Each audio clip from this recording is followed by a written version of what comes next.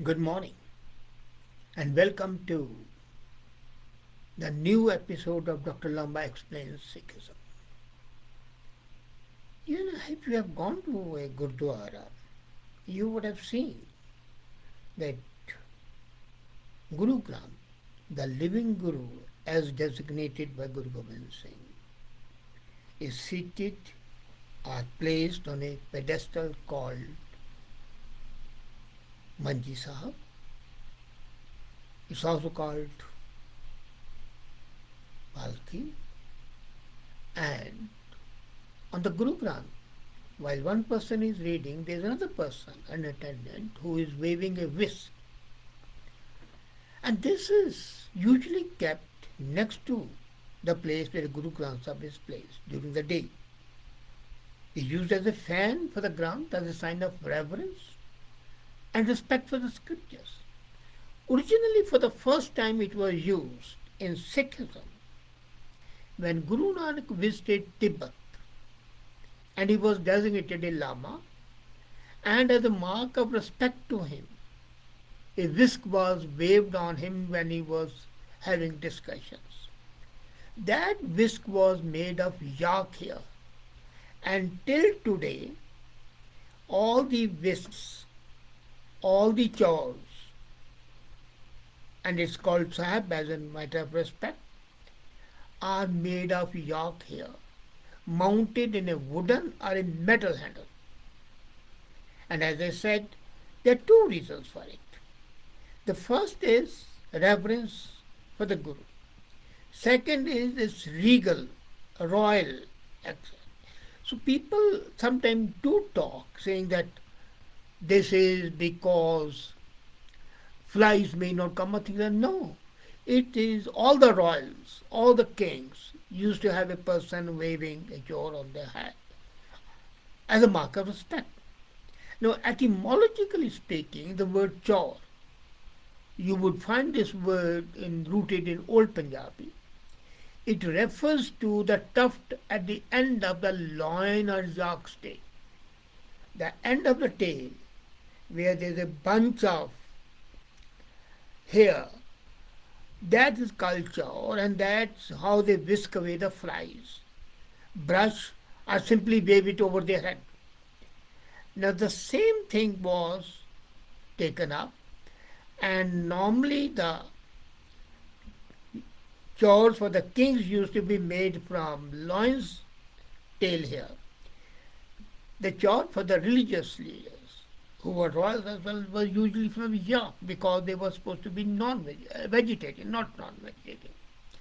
So the word has a dual nature. It refers as much to the act of whisking or waving as it does to the tufted tails of the mighty creatures. It's not far-fetched to imagine how it came to be associated with chaur, considering the similar nature of tongue. Now, what is a chaur? It's an implement, a ceremonial whisk found next to Palki and Manji Sahib and Guru Granth, as they used to do for the kings in the olden days, a mark of respect and reverence towards the living Guru. Secondly, it highlights the importance of scriptures and attests to the fact that this book is the mightiest authority in Sikhism. Construction-wise, as I said, it's made of yak hair, carefully tied at the end with a metal or a wooden handle. And plastic is never used. At any other time, Chaur Sahib is required to be placed in immediate vicinity of Guru Granth.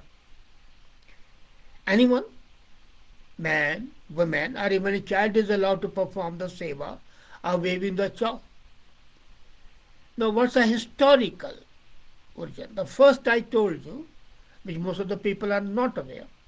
But then, in India, chaur has been used since time immemorial for the kings to fan royalty. It was a custom and became a symbol of authority and respect. During the Mughal era, a whisk could also indicate the rank of someone with a royal hierarchy. Now, within Sikhism, the first time when Guru Nanak came back, Mardana had that chaur with him. So, it was there, but it was not used. And then the practice was incorporated and it was used similarly to the way Chaur was used by the Mughal emperors. So the Sevadars, the followers, the Sikhs started fanning the Gurus to keep them protected as far as the flies were concerned, but the practice continued.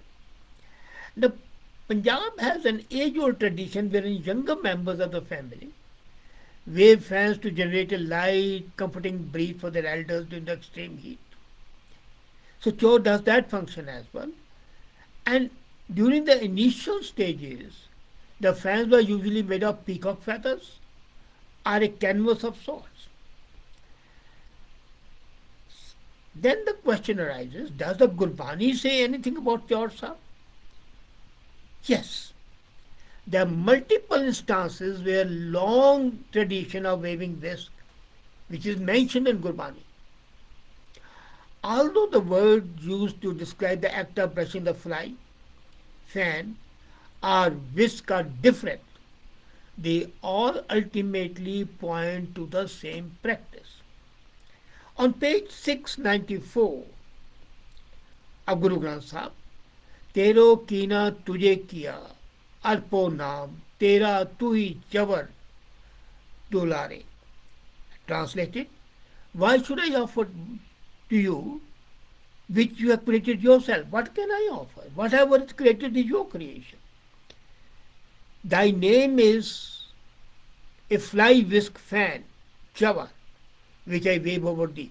So I can't offer you anything, but your name I wave on your head.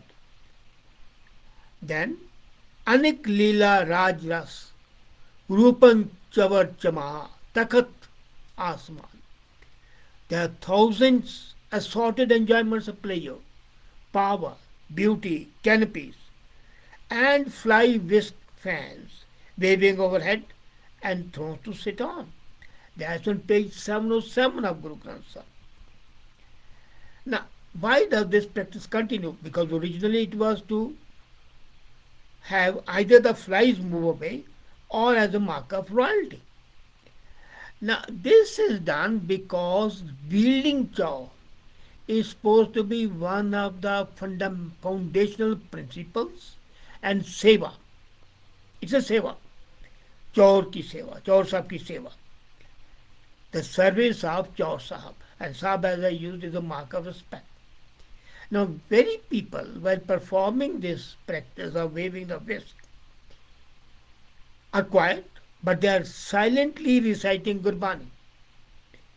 With the advent of air conditioning electric fans, so the practice, as far as the fly whisk is concerned, is obsolete. But the mark of respect, the mark of royalty, that cannot be moved away. And then tradition is there. And his Guru Granth is the living Guru. It's necessary for Sikhs to accord the scripture the same reference they offered to the 10 Gurus when they were living. And as I said, this seva shows reverence for the message carried by the Gurbani. And the word used is, another word is nimrata, humility. When you are waving a whisk, you accept that this holy book is superior to you. It's a living Guru. And you are waving a whisk as a servant of that holy Guru. When you wave the Chaur Sahib, you recite Guru Mantra or you just say Vaheguru. And that is a mark of submission. So it's not only performing the seva but also reciting the holy words at the same time. So both Simran and seva, which are the foundation of Sikhism, find expression in waving the Chaur Sahib. I fully agree that when many people go and wave Chaur Sahib, they don't understand the subtle meaning. For them it's more of a tradition to do it. But it is a combination of seva and simran. During the time of the first 10 Gurus, the tradition was for various reasons. As I said, Even in the common families, the children would wave fans to create breeze. So this tradition, coupled with the tradition used by the kings and the royalty of having the jaw, then the use of the hair from yak's tail for the Mughals now was a royal symbol of Genghis Khan, the ancestor of Babur. That's why they use the jaw of yak. The same. But for Sikhs, because of Guru Nanak's reverence paid by the people in Tibet, the Buddhists, it became a part of their combination of royalty and spirituality. And that symbol derived from Genghis Khan to the Mughals. So despite they became the rulers of India, a long dream of by retaking the father's homeland and northern states. In this case, the grass was actually greener. Now these days, it is now a different thing. And as I said, this continues to be there. Then the question arises, why do we give chaur on the Guru Granth Sahib? Why do we put Guru Granth Sahib on a bed? This is something. Or why the canopy? This all is a mark of respect and reverence. The Gurus were the rulers of the hearts. And the people paid reverence to them from the heart. That was the royalty. While the political kings are temporary kings, and their authority ends with their death. The authority of the religious gurus doesn't end. And especially for Sikhs, since Guru Granth said, Guru Granth Ji Manyo Pargat Guran Ki De. This is the living body of the Gurus. So, the true king is Sache Patsha. The true king is Guru Granth. And then, that's why the royalties obligation has to be met. So it's combination of various things.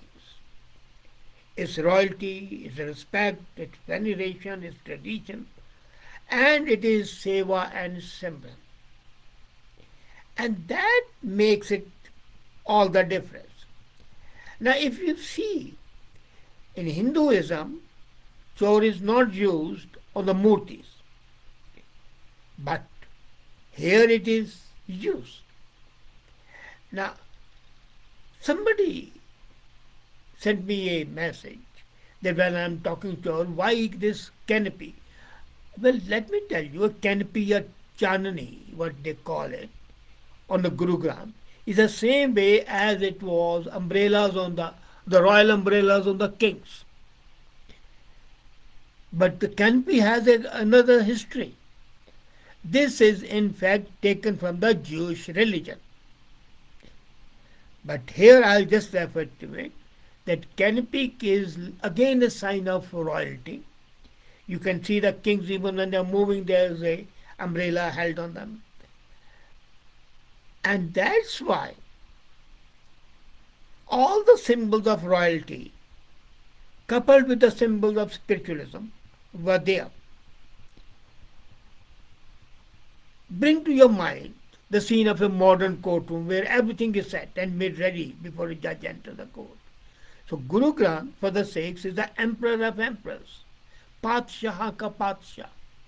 Hence to use all these ancient ceremonial trappings. In Harmandir Sahib, if you go, or in any Gurdwara, no one can be seated above Guru Granth. There's a precedence. And that shows the superiority of the Guru Granth. Now, a person who is spiritually and mentally superior, how can you not pay respect to that? So the totality is that yak, hair made canopy, sometimes they use peacock feathers, as I said, is a combination of various things. A, tradition. B is sign of royalty. C is sign of spiritual leadership. But the most important is Seva and Simran, the two basic principles of Sikhism. As a matter of fact, Sikhism is one of the most traditional religions, and any deviation from that is not tolerated.